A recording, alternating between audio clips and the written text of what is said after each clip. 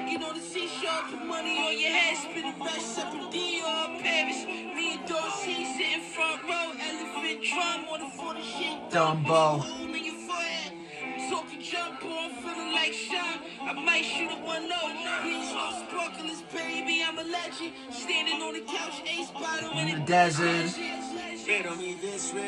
Let's go. Shout out Westside Gun, baby. Shout out Griselda. Buffalo in the building. I've never heard this song before until right now. I was reading the lyrics. I don't actually know the lyrics. I was reading it. No strings attached. I ain't trying to be a puppet. You heard? I'd rather be stung by bees than be fucking with birds. I say this shit all the time until I'm touching the curves, until it's time to pick the pussy. I'm supposed to turn it off after the beginning, but I can't, man. Hang on a second. Some old Kanye vibes. She don't need a nigga for shit. She got her own, but if he say he trying to pay, she like, I ain't saying no. Roses are red, violets are blue. All right, guys, I gotta cut it off before they take my monetization away. Beautiful music from Westside Gun. Jay Electronica was coming up on that, and so was MF Doom. I've been in my grown man rap bag, ladies and gentlemen. I've been in my serious, talking about making a will, talking about financial literacy, all that type of hip hop. That's the type of stuff I've been on as of late. And it's always interesting to hear the different, ebbs and flows in a game like hip hop. But it seems to me, at least for my taste, that the serious hip hop, the stuff that's actually dropping knowledge, is coming back. I miss when hip hop guys they used to drop knowledge on the tracks. They would really break some shit down. You listen to a Jay-Z record, you listen to some of these songs by a guy like Jay Elec or MF Doom, they'll really put you on, well, maybe not Doom. Doom would put you onto some more cartoonish sort of fun type of vibes, like cartoon vibes, I would say. But a guy like Jay-Z, man, you listen to this stuff and you can leave with something if you're really reading between the lines and listening. Paul said that ain't music. Come on, Paul. Paul. Listen, man, I think all genres of music are valid at the end of the day. It just has to be the right time and the right mood and the right moment. I don't want to listen to,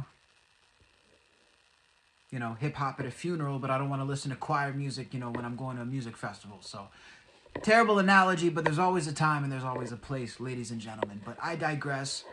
Welcome back to the stream. It is November 28th, 2024. It's a Thursday, and it's a beautiful day to be alive. As you can see from the title, we got a couple of topics to discuss, including Wendy Williams apparently being rendered, quote, incapacitated by her dementia. Incredibly sad story here to read. We're also going to read a little bit about Conor McGregor and play some clips about his latest legal case, of course, being found liable of SA and having to pay over $200,000 to his alleged victim. We're going to break down all these topics here on today's stream. And let me know where you guys are watching from, by the way. Where are you watching from? Where are you tuned in out of? I'm over here in Canada, just chilling, man, having a good time. Our boy said he's a 70s, 80s man. Okay, I got you, Paul. I'm a 70s, 80s guy, too. I actually had Baby I'm a Star by Prince loaded up. I had Baby I'm a Star loaded up for the beginning. Let's give him a little taste of Baby I'm a Star, and then we'll get serious with the topics. This is so random now after the hip hop. It's like a weird transition. But this is still my shit too. See, I like all this stuff. You guys don't even know the half of it, bro.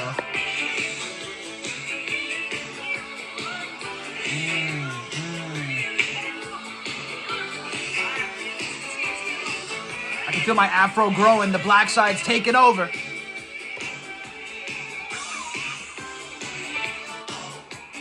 Bam. Bam. You fucking kidding me or what? But Prince's estate, they're gonna sue the shit out of me. If I play Prince on the stream for more than 10 seconds, they're gonna come, man. They're after every single dollar.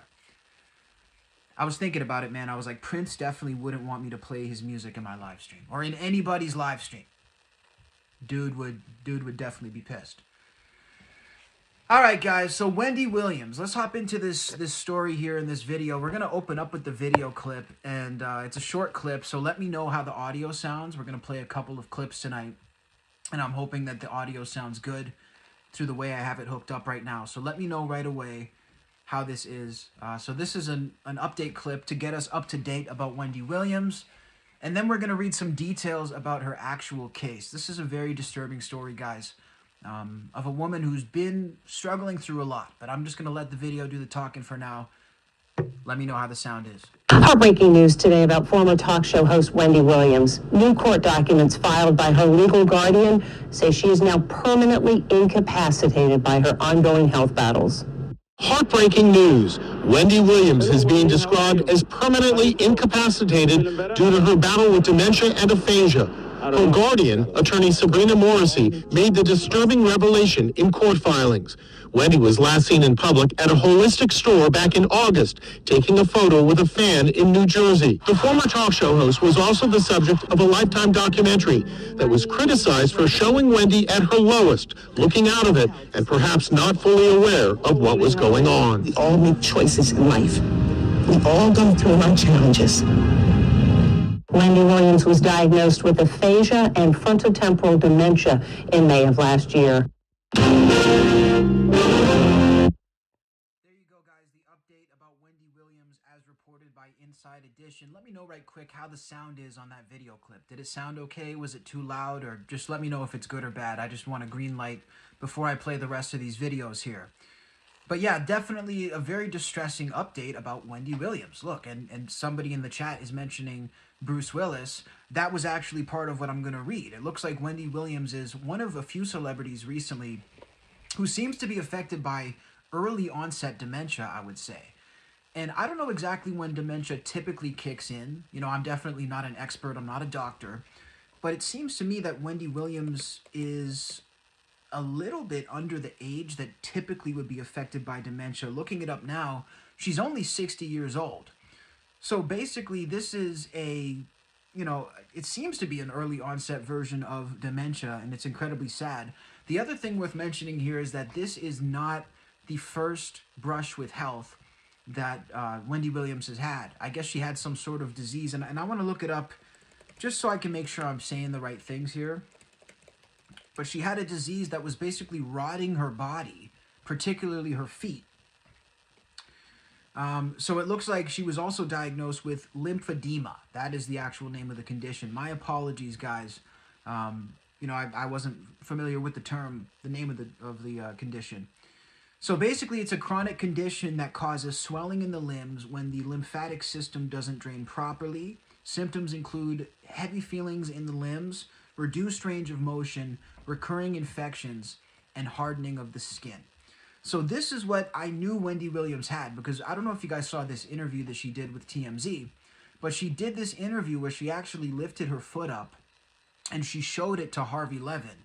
And she said, I want the viewers to understand what I've been struggling with every single day with this condition. It really wasn't a joke. So we knew she wasn't well. This was, you know, and again, this is why it's not a huge shock to hear that Wendy Williams isn't doing well at this point. We knew she wasn't doing well up until this point as well. All along the last couple of years, she's been really struggling.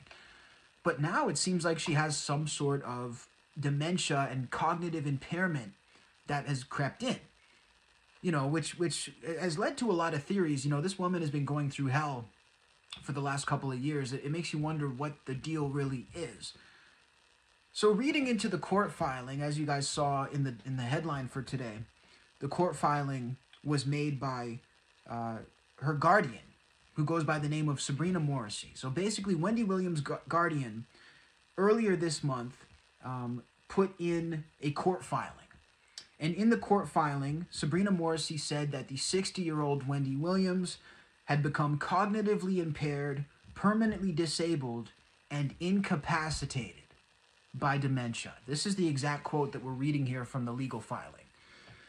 Morrissey argues that Williams did not have the capacity to consent to being filmed for the Lifetime Where is Wendy Williams docuseries, which was released earlier this month in partnership with A&E. So when you see these photos here and you see these video clips of recent Wendy Williams with the eyes popping out, and she looks incredibly confused.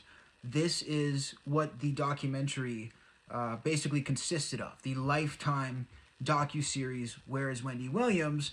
And her guardian is basically saying, look, Wendy consented to doing this docuseries because she was physically capable of saying yes, but she was not mentally capable of actually comprehending what this documentary would make her look like and the light that it would show her in. That is basically the argument that is being put forward here by her caretaker and her guardian. So the docuseries, it says here, explored Williams' health challenges, life after the Wendy Williams show, and her guardianship, and has descended into an ongoing legal battle with A&E television networks, Lifetime Entertainment, and other affiliates involved with the release. It says this case arises from the brutally calculated, deliberate actions of powerful and cravenly opportunistic media companies working together with a producer to knowingly exploit Wendy Williams. This is a direct quote, by the way, from the court filings. According to People magazine, referencing her frontotemporal dementia diagnosis, FTD, they say that FTD is a progressive disease, meaning that there is no cure and the symptoms only get worse over time.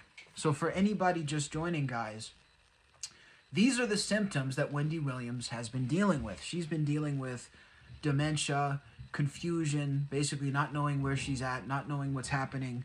You know, obviously it's going to manifest differently for different people, but her guardian at least is alleging that she is to the point where she is mentally disabled. She doesn't know what's happening around her. Which, look, I mean, before we go any further, incredibly sad to hear this. I don't care who it is. You know, I don't care what you feel about Wendy Williams. And this was an interesting thing to me, too, that really rubbed me the wrong way, is the fact that people were like, oh, Wendy Williams, you know, she's made fun of all these people, and she's been a mean lady before, so I don't give a damn. I wish her, you know, all these terrible things that happened. I mean, what an unhinged perspective to wish somebody health problems because they ran a TV show. Wendy Williams was an entertainer, and she did that job very well. Now, to take everything so seriously from that show, I think is a big mistake, because the show was not serious. The Wendy Williams show, from what I saw, I never really watched it that much, was basically satire, and she was trolling. I mean, Wendy Williams is one of the OG trolls. So, like, to take it that seriously and say, oh, if somebody else had this condition, Wendy Williams would make fun of it. I mean, maybe, but I think that's a bit of a stretch. That's a bridge too far, you know, to wish somebody health problems because you don't like their personality or what they represent on television. Now, don't get me wrong. I saw a lot of instances where Wendy did go crazy hard against people, made completely inappropriate jokes. I mean, she was no angel by any means. But, you know, again, that doesn't mean a person deserves to be in poor health. Trust me, if you've ever been in poor health, you know, you do not wish being in poor health on anybody, okay? If you've ever actually been there, you would not wish that on somebody. So that's the first thing. It's incredibly sad to hear about what's happening. And this is a woman who's had a pretty challenging life. You know, we got to know Wendy Williams in the public eye when she seemed to have gotten it together. But, you know, if you go back into your history, because I heard Wendy on Howard Stern back in the day. I guess maybe early 2000s now she was on. I heard the replay. And she talked about how in her early stages of life, before she made it, she actually had addiction problems. She had issues with crack. You know, she was doing hard drugs, hard narcotics, and struggling that way. So this is a woman who's always had a challenging life. So it's an unfortunate thing. At the end of the day, it's good that she had a solid run on TV, but this is a pretty sad way to end. Now, the legal filing that was filed in court further reads that A&E and Lifetime, quote, cruelly took advantage of Wendy Williams by showcasing her cognitive and physical decline, creating and publishing a documentary at a time when Wendy was highly vulnerable and clearly incapable of consenting to being filmed. You know, I was going to keep reading this, guys, but you know what's bothering me? As I keep reading this, filing from her guardian, I'm starting to wonder, where was this guardian when they decided to film this documentary? Like, was there not anybody around Wendy Williams who, I mean, there had to have been people around her who were aware of her cognitive state that could have stepped in and actually stopped this documentary from being made. That's the question. I mean, why all of a sudden are all these concerns being raised after the documentary has been filmed and it's come out? Well, I'll tell you why I think it's being raised now, because everybody's already gotten paid.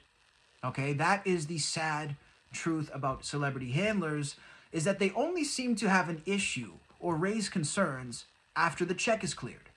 You know, look at all these people who defended Diddy. All these people who defended Diddy, or not even defended him. Look at all these people who covered up for Diddy.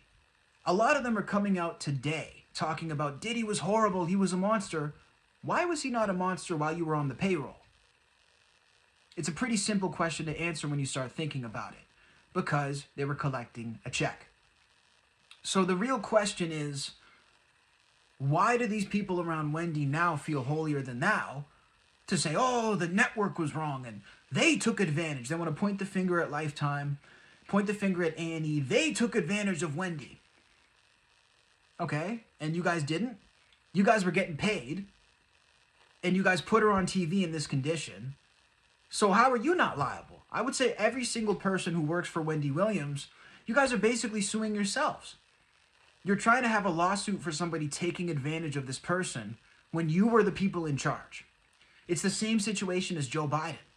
You know, this dude was too old and it was being covered up, and the people around him were pretending that wasn't the case until the house of cards fell down.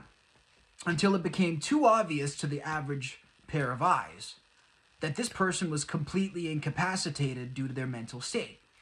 And then all of a sudden, everybody around is, oh, well, we were always concerned, and we always wanted the best for Joe, and we wanted the best for Wendy. You guys are all full of shit. So this is insane. And, you know, Paul in the chat says Hollywood is satanic. I mean, look, it's definitely not godlike to be doing what they're doing. You know, if what you're doing isn't Christ-like, if it's not holy, if you're looking at it in those terms, there's really only one other option. So, you know, I'm not the guy to cry Satanism and this and that, but I'll give you this, Paul. It definitely isn't Christ-like, okay? It's definitely not a very Christian thing to take advantage of somebody in this mental state. I'll give you that.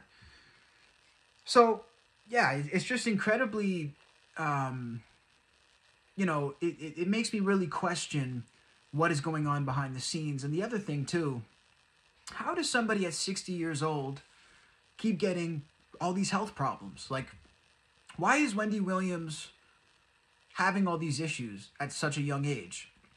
You would think she has the money to get these issues resolved, or at least get the top-tier health care to at least make her life somewhat have quality to it. You know, she doesn't seem to be able to have that. And I'm really questioning what the deal is. And, you know, I'm trying not to veer into this world, like veer towards conspiracy land, because I don't want to be disrespectful. You know, the last thing I would want if somebody was talking about me and I was ill would be them to be, you know, pontificating and making conspiracy theories about why I was ill. But on that same note, I will have to add this, that in light of things that have happened in the last couple of years, in light of things that have come out, such as Kanye West exposing, and see, this is where all people are going to say, oh boy, here he goes. But you look at a situation like Kanye West exposing the trainer that literally told Kanye in a proven text, if you do not obey me as a celebrity, I will drug you and I will send you back to Zombieland. That was the direct quote from Harvey Pasternak, who was a trainer in Hollywood who dealt with many celebrities. He told Kanye, if you basically don't be good, you will be drugged into Zombieland. And he even said at the end of the text, playtime with the kids just won't be the same.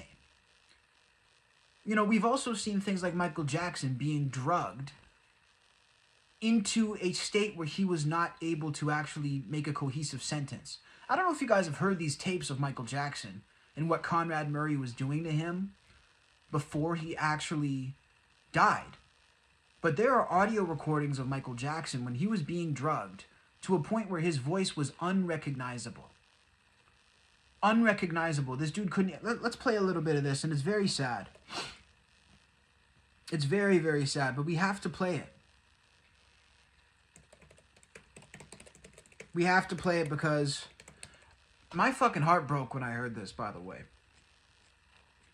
To hear Michael Jackson like that, one of the kings of all kings, I think he's, that's at least my opinion of Michael Jackson, was incredibly sad. But, you got to think, do we really think this ends with Michael Jackson? Do we think that Michael Jackson was the only celebrity who was drugged into oblivion, or Kanye West was the only one? Again, these are two different things here, what's happening with Wendy and what I'm talking about potentially. But I'm just saying that it's awfully interesting that a lot of celebrities seem to have these same symptoms. And they're unexplained and they sort of come from nowhere. Here's a little bit of the audio of Michael Jackson. And again, guys, this is... Oh, well, that's Prince, not Michael Jackson. This is Michael Jackson. And this is what they did to Michael with the drugs. This is some audio from the Conrad Murray tapes. Before Michael Jackson died, Dr. Conrad Murray used his iPhone to make this audio recording of the pop star.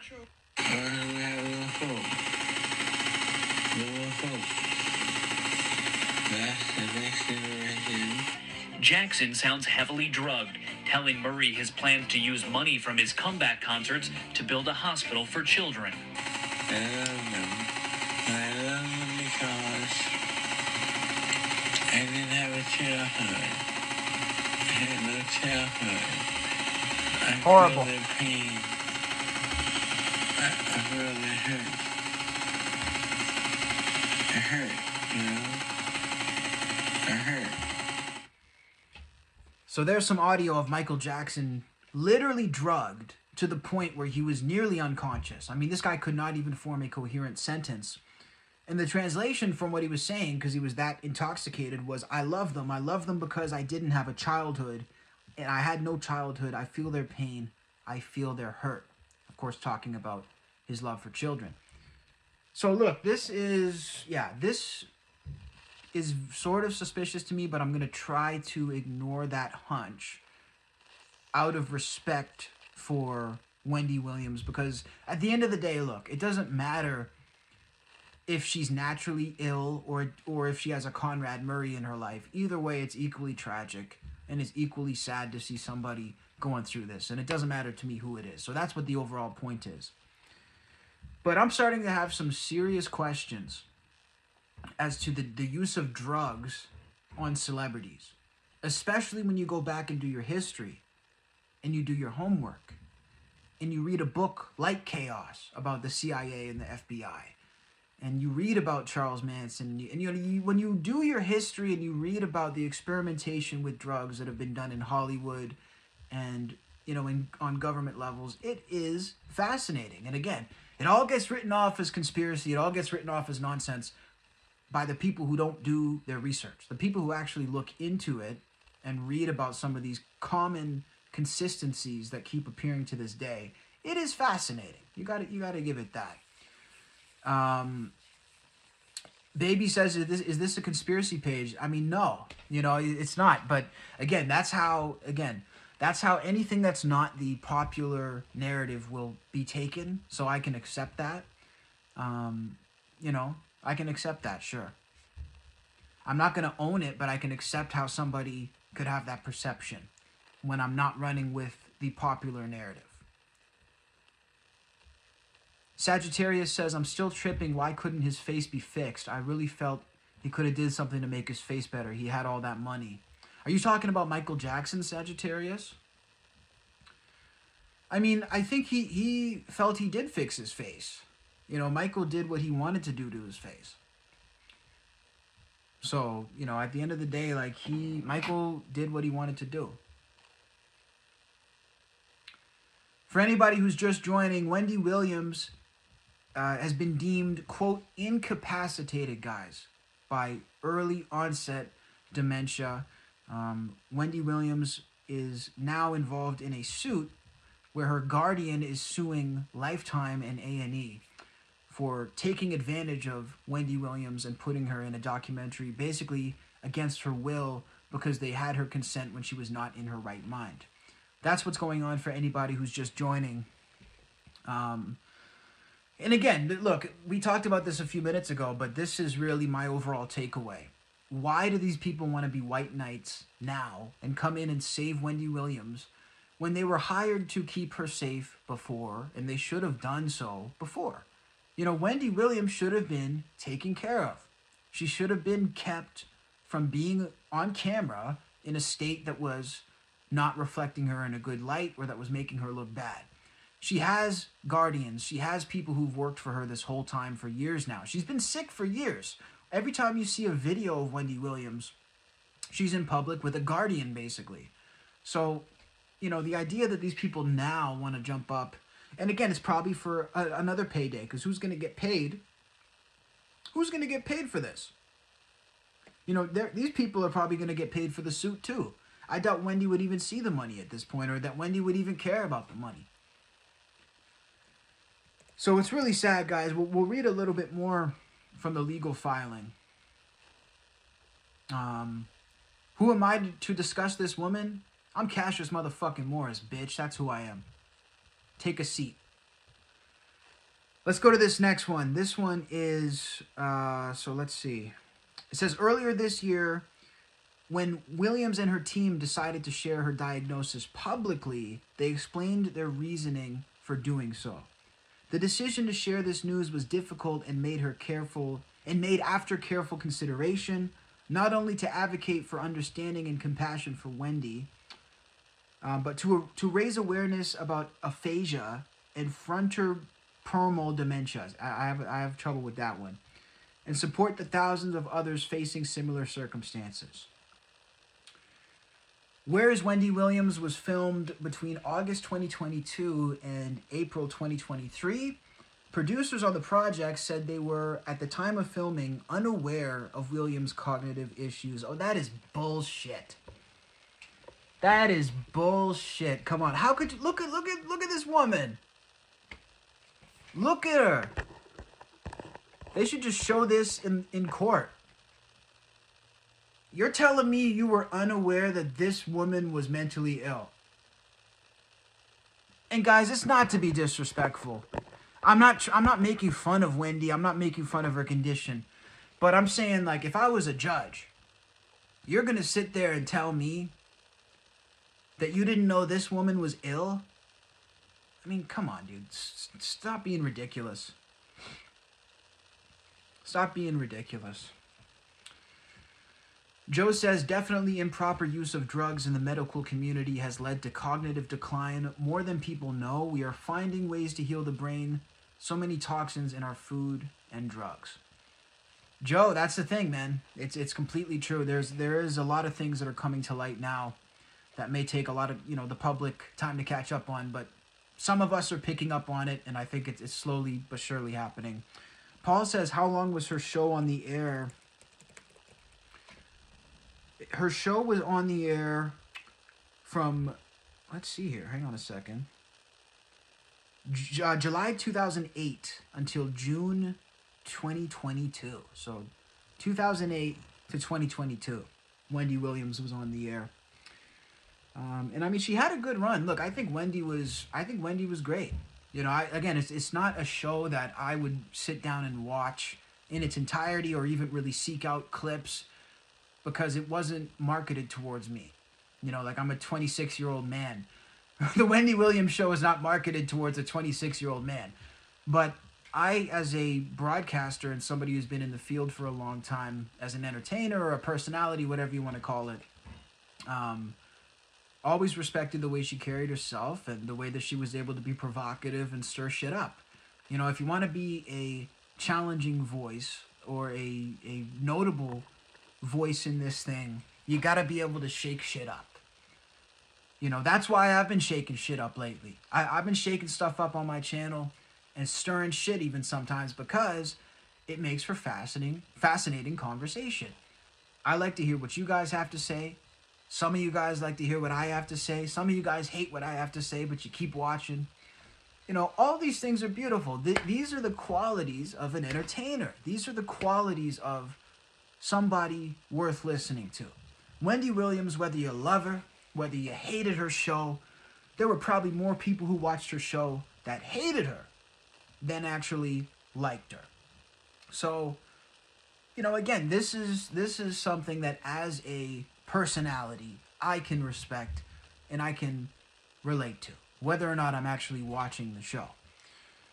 So I think it's great. She was really one of the first people who was like a TikTok kind of commentator. Like those things you see today. Like Wendy Williams, if she would have started in the TikTok era, would have been huge.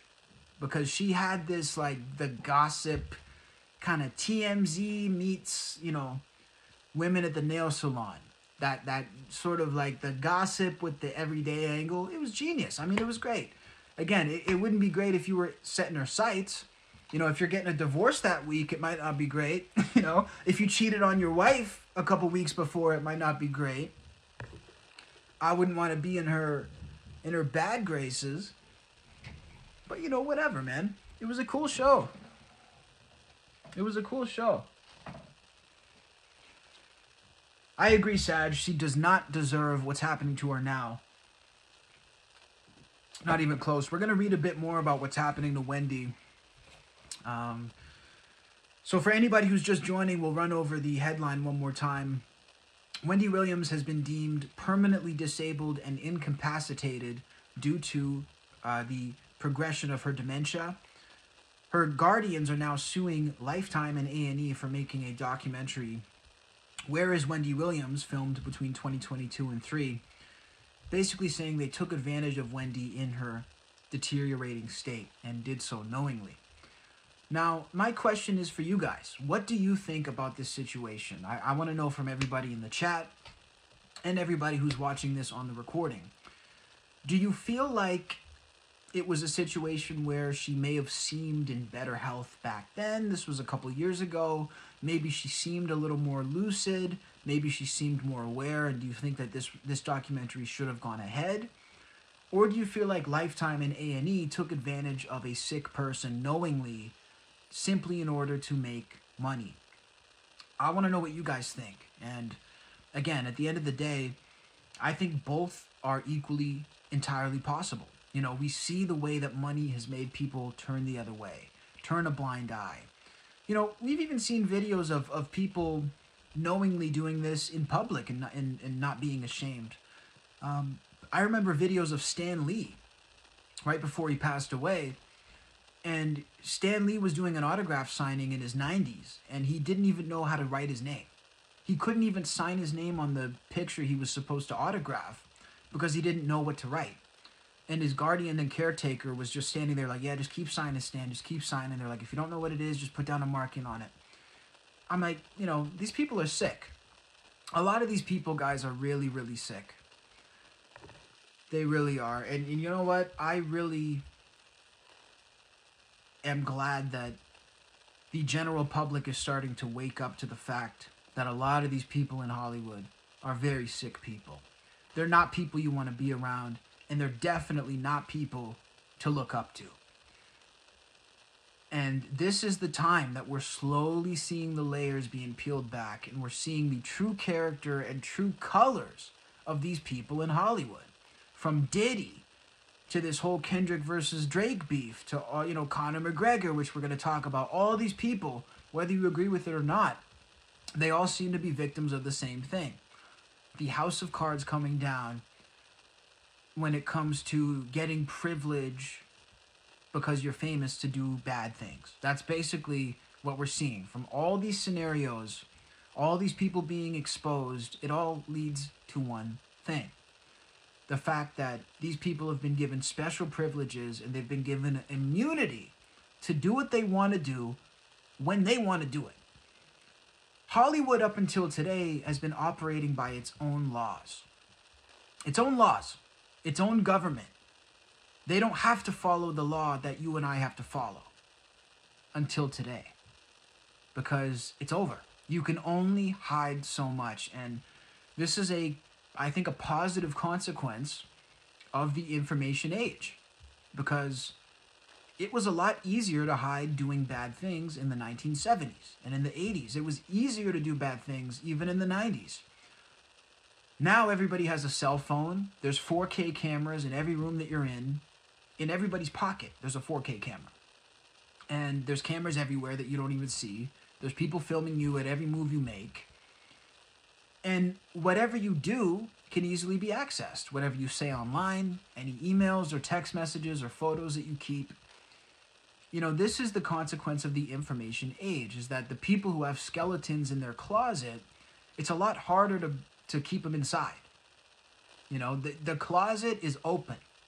2024, 2025, the closets are open. You can't keep skeletons anymore. Whatever the fuck you did, it's going to come out. I don't care who you are, okay? If you have any sort of public eye, that shit's coming out. And it's the end of the era of privilege. It's the end of the era of all this bullshit. Paul, you said it best. We are in the age of revelation, my friend. Cheers to you.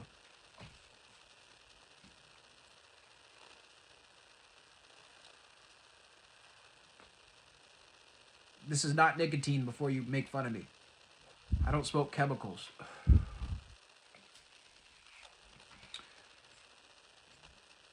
So yeah, guys, basically A&E,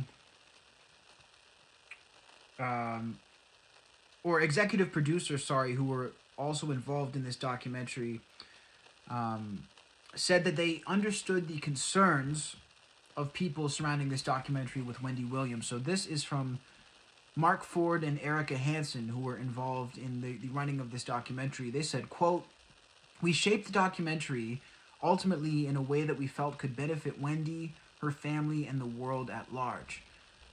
What started as a story about Wendy and her biography turned into something very different. It became more about what it was like when your family member who you care about is placed under legal guardianship and you don't have any access to her anymore." So there you go, guys. That's that story. Let me know what you guys think down below in the comments. We're going to move on to the next one. And god damn it, I want to be able to play this video, but I don't want it to be too loud for you guys. So I'm just going to go back to check really quick the volume level of this last one that I played. Let's see it on my screen. If you guys are liking the stream, by the way, make sure to double tap the screen to like, and make sure to subscribe as well, guys, if you're enjoying this stream. I'm live almost every single day, talking about a whole wide range of topics, guys. Attorney Sabrina Morrissey made the disturbing revelation in court. Okay, so that was loud as fuck, that last clip. So what I'm going to do, I think I found the answer here. I'll turn it way down. I'm going to play a couple seconds of this, and then I'm going to listen to make sure it sounds okay. Do you feel vindicated now? Yes, I do. Irish mixed martial artist Conor McGregor has been ordered to pay over $250,000 in damages after a woman... Okay, it sounds fine. Ab, shut the fuck up, dude. I literally got through a whole stream, one stream without a hairline comment, and this motherfucker got... This hairline is not too bad, bro. You should see these motherfuckers start sweating when I walk into the barber shop. These barbers hate my guts. My hair apparently is hard to cut. I don't know what the fucking problem is. Like, if you went to barber school, you should know how to cut hair. But you should see these barbers sweating when I walk in. Just a pool. Just a pool. And it's like, bro, what the fuck? You know, like, I don't get it, dude. I don't get it. You guys are fucking crazy. And I'm going to do a barber stream. We do barber streams when I get my hair cut. So you tell it to my fucking barber. I'll put on text-to-speech, send a donation, and then you can tell him how much he sucks at his fucking job. Okay, so we're going to play this story about Conor McGregor. Yeah, guys, let's take a listen to this. Do you feel vindicated now? Yes, I do. Irish mixed martial artist Conor McGregor has been ordered to pay over $250,000 in damages after a woman won a civil court case filed against him, accusing him of sexual assault. A High Court of Dublin jury ruled in favor of Nikita Hand, a woman who said the mixed martial artist had, quote, brutally raped and battered her during a 2018 encounter. After the November 22nd decision was made, Nikita told reporters outside the courtroom, To all the victims of sexual assault, I hope my story is a reminder that no matter how afraid you might be, speak up, you have a voice, and keep on fighting for justice. I know this has impacted not only my life, my daughters, my family and friends tremendously, and it's something that I'll never forget for the rest of my life. But now that justice has been served, I can now try and move on and look forward to the future with my family and friends and daughter. Nikita, what have the last 2 weeks been like? A nightmare. What is it like finally to be believed? I have no words, it's unbelievable. I'm thanked so much. Do you feel vindicated now? Yes, I do. Per the Associated Press, McGregor testified that he had never forced Han to do anything against her will. And during the 2018 situation in question, which took place in the penthouse of a Dublin hotel, he and Han had, quote, consensual sex. In a statement to TMZ after the verdict, the UFC fighter says the judge's instruction and the modest award given was for assault. There was not an award for aggravated or exemplary damages. He notes, I am disappointed that the jury did not hear all the evidence that the DPP reviewed. I am with my family, focused on my future. In 2020, the DPP, or the Director of Public Prosecutions in Dublin, told Han that there was insufficient evidence to prosecute her allegation as a criminal case. E! News has reached out to McGregor's legal team regarding the decision, but has not yet heard back. Per NBC News, the civil court case had begun earlier this month, during which Han had given emotional testimony detailing the alleged assault. She stated that McGregor had put her in a chokehold several times during their 2018 meeting, and he had told her amid her struggles, now you know how I felt in the octagon where I tapped out 3 times, referring to a loss he had experienced. Shit, he said that. That's a bullshit story. Hang on a second, I'm gonna get in trouble now because I'm saying it's a bullshit story. Dude, you expect me to believe a UFC fighter choked a woman and looked at her and said, now you know how I feel inside the octagon? I'm calling bullshit on that. I've never heard a faker story in my life. That is fake as fuck. I don't care what anybody says. He choked a woman and said, now you know how I feel inside the octagon. Like, that sounds like the worst fan fiction I've ever fucking heard. Is anybody buying that? Are you guys buying that? What the fuck? Do you feel vindicated now? Yes, I do. This month, during which Han had given a fighting championship, had heard back. Per NBC News, the civil court case had begun earlier this month, during which Han had given emotional testimony detailing the alleged assault. She stated that McGregor had put her in a chokehold several times during their 2018 meeting, and he had told her amid her struggles, now you know how I felt in the octagon where I tapped out 3 times, referring to a loss he had experienced during the Ultimate Fighting Championship. The hair colorist, who is mom to a daughter, explained that she feared for her life as McGregor had intercourse with her. Han detailed in her testimony per the Associated Press, he let me go and I remember saying I was sorry. I felt that I did something wrong and I wanted to reassure him that I wouldn't tell anyone so he wouldn't hurt me again. For his part, McGregor said in his own testimony that Han's statement was a lie and described the intercourse as athletic and vigorous but not rough, adding, she never said no or stopped. This is not the first time McGregor has faced legal trouble pertaining to allegations of sexual assault. In 2023, a woman accused the fighter of assaulting her in the bathroom of a Miami Heat game during the NBA Finals. The state attorney's office of Miami later shared that no criminal charges would be filed pertaining to the allegation, citing insufficient evidence.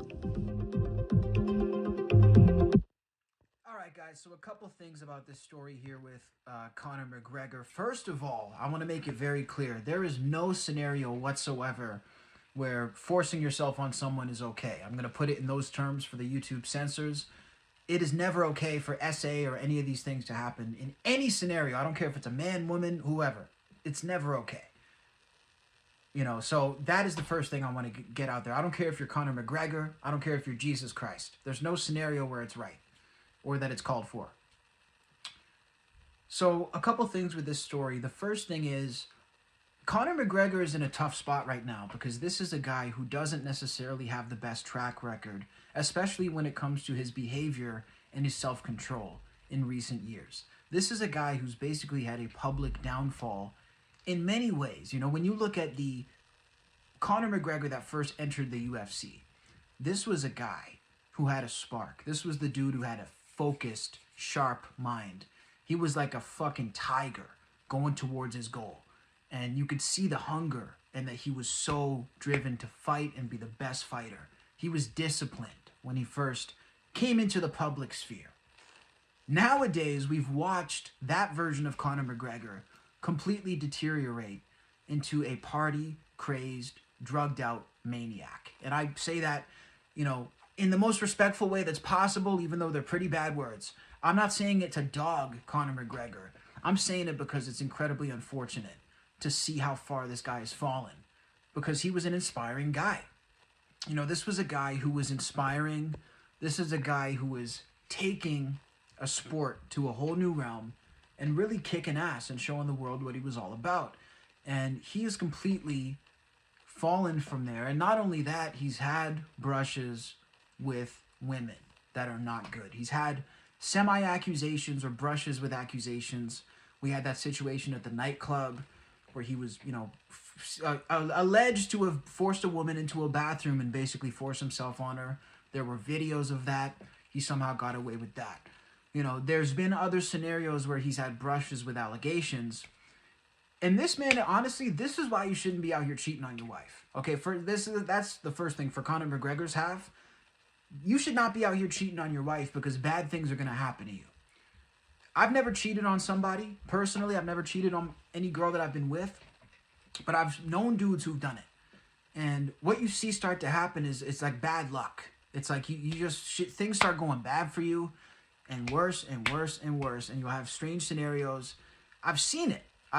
And we saw it with Conor McGregor. This dude was kind of caught cheating with his wife and cheating on his wife, and it started going bad. And the next thing you know, he's beating the allegations, and he's back to his girl. This dude's been out here cheating on his wife, looking for trouble. He's a rich, famous guy. He has incredible liability. When you think about cheating, for the average civilian, there's incredible liability just for your personal reputation, what could happen to you when, people find out, what they could do to you potentially once they find out. And I mean, to amplify that to the point where you're rich and famous, I mean, this guy, you got to be stupid. Again, it's like we talked about earlier. This is not the day and age where you can get away with stuff, okay? I swear, once anybody who's doing anything behind closed doors that they want to keep hidden, you better make sure it's at least not too bad, because it's going to come out. I don't believe that anything in this day and age can stay hidden. So, especially when you're out there shaking your ass in public and doing all this stuff. So, yeah, it doesn't look good, guys. It doesn't look good at all. It's, let's see what the chat is saying. IR says, it's a very suspicious case. He's a target for exposing truths about the craziness of politicians. Yeah, so we can mention that too. I have heard theories about this, that, Conor McGregor has been looking at getting into politics and potentially exposing some of the corruption from his side of the pond. Now, I have heard about this and that it would even spread further than just, the region where he would be involved in politics as well, that it could potentially expose greater corruption. I mean, I could believe that. I think saying that that's why this is happening is a bridge too far for me. I don't buy that, again, because this is a guy who, this is not out of character for him. You look at some of the other people who've been accused recently, where everybody kind of feels like it's fake. They don't have a track record of kind of sort of doing what they're accused of. It's sort of out of left field. It's from guys who it would never cross your mind that they're doing it. I could see it more with somebody like that, like the Tate brothers, for example. And I know everybody, the Tate brothers, I'm gonna have a lot of people, lose their mind just because I mentioned their names. But the reality of the situation is this. I don't care what you think of their public persona. Anybody who's looked into these guys, they know they actually have a big respect for women because they have multiple daughters. They take care of many, many women. They raise women. They keep women fed and clothed. So, the idea that, these guys hate women and they abuse women, absolutely ludicrous. So, that's the thing. These aren't guys who had a track record of abusing or trafficking women. Came out to be completely fake, by the way, recently, and nobody wants to report on it. I couldn't believe that. That's just a little sidebar. That Andrew Tate, it came out that their case was complete bullshit. And instead of reporting Andrew Tate and Tristan Tate found innocent, the same way they reported Andrew Tate accused of human trafficking, they don't have that enthusiasm when he's found innocent. The headline for all the news outlets was, "Court finds inconsistencies with Andrew Tate case." The actual headline should be, "Andrew Tate found innocent." But I digress. The whole thing is bullshit. And again, I'm not an Andrew Tate supporter. I'm not sitting here saying, oh, everything Andrew Tate says is great. I think the guy's fucking nuts half the time. But it was still a bullshit case. Anybody could have seen through that case. You don't have to support the guy.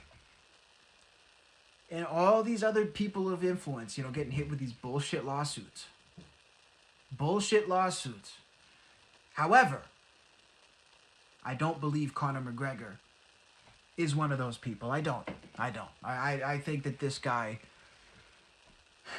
look, it's not looking good for Conor McGregor. Now, there's been a massive fallout as well from this story. Conor McGregor is basically being erased from a lot of athletic history right in front of our eyes. We've had many gyms taking down his portraits and painting over his murals inside of their kickboxing and MMA gyms. And just today, the Wax Museum, the National Wax Museum in Dublin, Ireland, has removed the Conor McGregor wax statue from its museum today. As you can see, this is the wax Conor McGregor, and Wax Conor has been taken out of the Wax Museum after the ruling in court the other day. So definitely a sad situation all around. Look, at the end of the day, like I say, if he's guilty, he deserves whatever he gets. So, I can't really come to Conor McGregor's defense on this one. We know he's a great fighter. We know he's an entertaining guy. But, I think a lot of the people calling, conspiracy or whatever on this one, I think it's wishful thinking, unfortunately. Let me know what you guys think down below in the comments. I want to know what you guys think about this whole scenario. I'm going to wrap it up with this video of Kamala Harris. And oh my goodness gracious, this video has just really thrown me for a loop. The Democratic Party on Twitter releasing a short video clip of Kamala Harris for apparently no reason, basically showing her in horrible shape. This is the absolute worst we've ever seen Kamala Harris in a public appearance when it comes to, how she actually looks and sounds here in this video clip. As compared to her other speeches and appearances at rallies, absolutely shocking to see Kamala Harris in such poor condition. We're going to take a look at this clip. Most of you may have seen it, but let's run it now. I just have to remind you, don't you ever let anybody take your power from you. You have the same power that you did before November 5th. And you have the same purpose that you did. And you have the same ability to engage and inspire. So don't ever let anybody or any circumstance take your power from you. Wow, there we go, guys. Kamala Harris speaks for the first time since her brazen defeat from Donald Trump. Now, I have to say, this is quite a video. And I have one observation about this video. Kamala Harris appears to be burdened by what has been. She really does. She appears to be incredibly burdened by what has been, not only in the last couple of weeks, but in this entire 4-year election cycle as vice president to Joe Biden. Look, we've never seen a more dysfunctional administration in the United States government. This is absolutely shocking. Kamala Harris not only suffering an incredible defeat from Donald Trump, but also basically not being on speaking terms with the president for whom she is serving. Joe Biden and Kamala Harris are reportedly not talking virtually at all.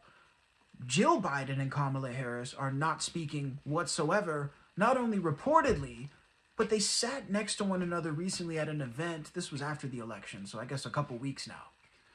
They sat next to each other, and they did not so much as look at one another during this entire event. Kamala showed up and shook everybody's hand, said hello to each person around, except for Jill Biden. So, look, I don't know exactly what's going on behind the scenes at this point in the White House better than anyone else does. But it appears to be explosive. And this video of Kamala is so bad. I mean, this looks like a hostage video. This truly looks like a hostage video, like somebody is forcing her to do this. She does not appear to want to do this. And it's a desperate attempt at saving face is basically what it seems to be. I mean, it's horrible. So I can only imagine what it's like to be in the White House. And look, I think this is pretty telling also as to her performance, what it could have potentially been as a president.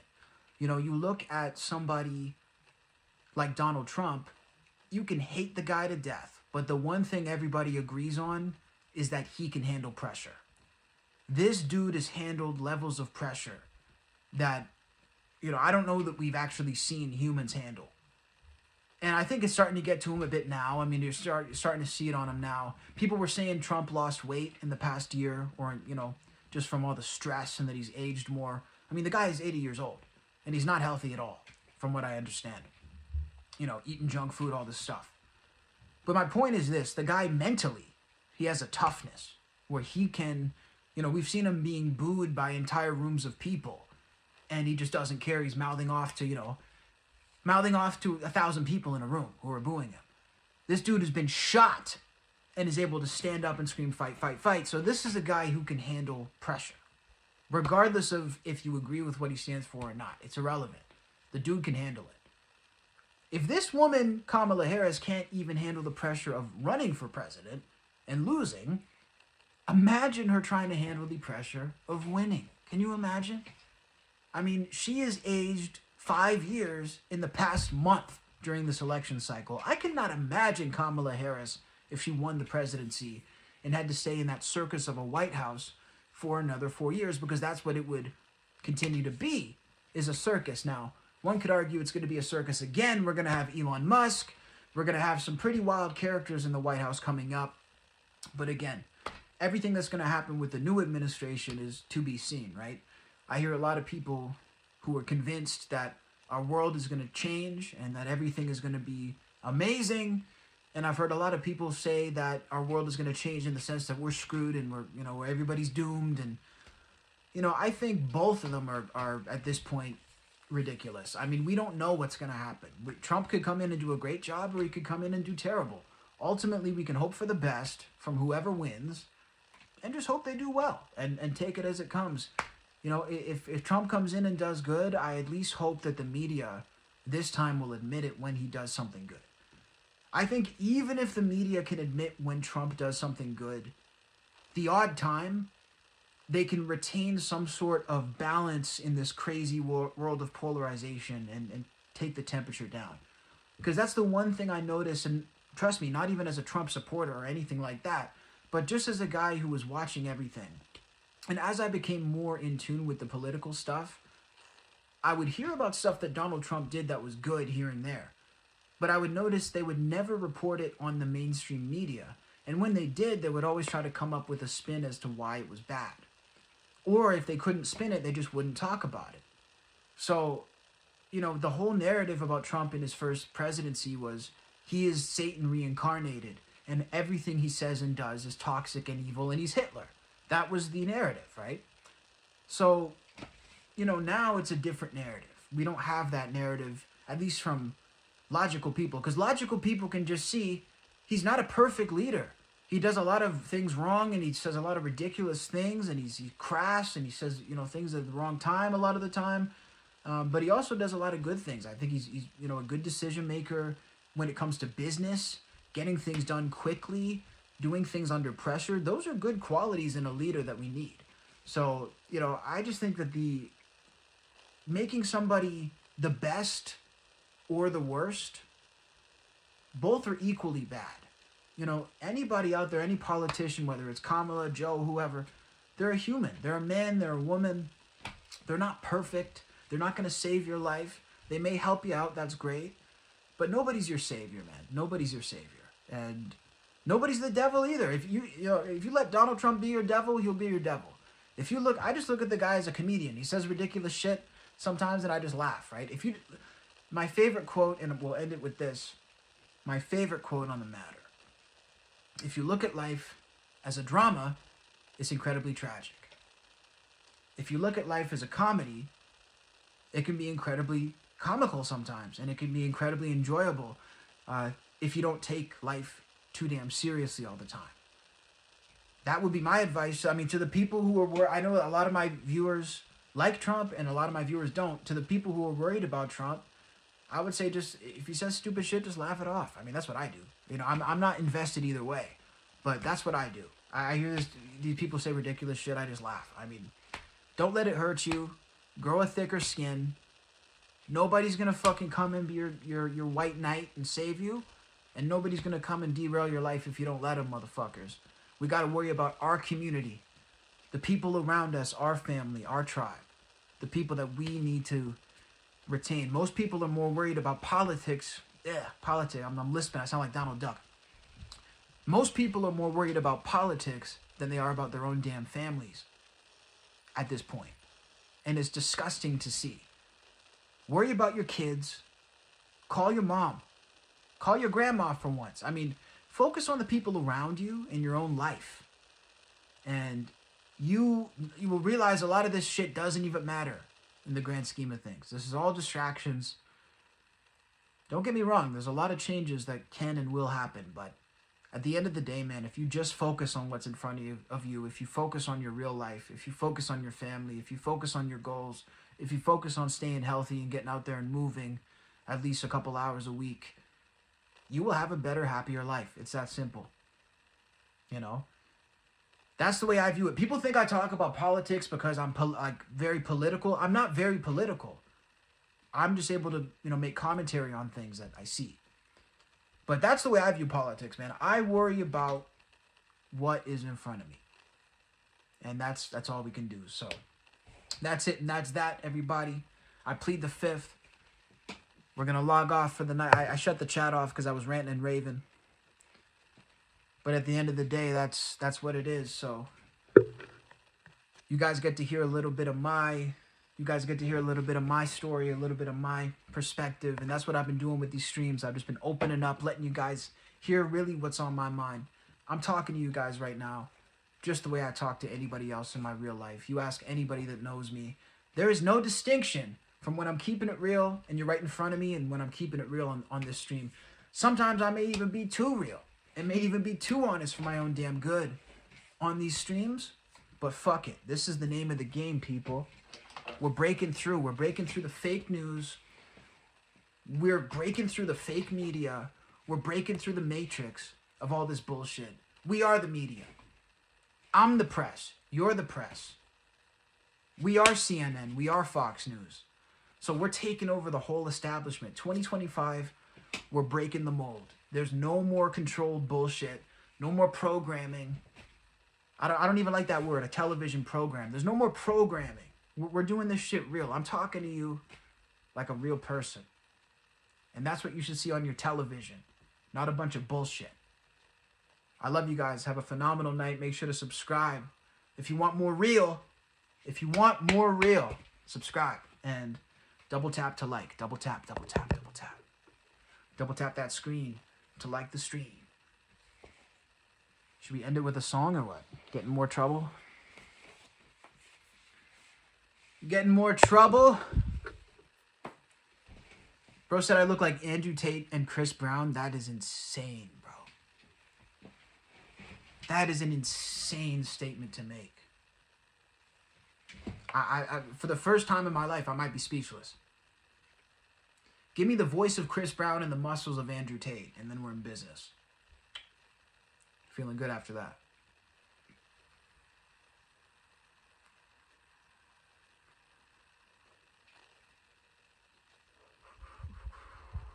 All right, guys. We got sad Kamala meme. above me. Pray for Kamala, guys.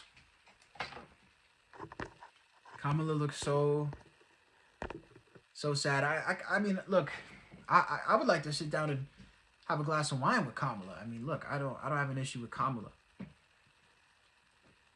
Have a nice little soiree, some candles maybe. Some candles while that cackle fills up the halls of the house. Just bouncing off the ceiling and the walls, just that cackle. See, that would ruin the ambiance for me if we're having a nice candlelit night. You know, I don't need the the cackling. I don't like the cackle, but I mean, look, I don't have no issues with Kamala Harris as long as she's not the president. I don't want her as president, but if we're just chilling, I'm cool. Let's see what we got. What are we going to end it with, guys? Some doom? Oh, yeah, we would have been fucked if she won. I mean, she would have been horrible.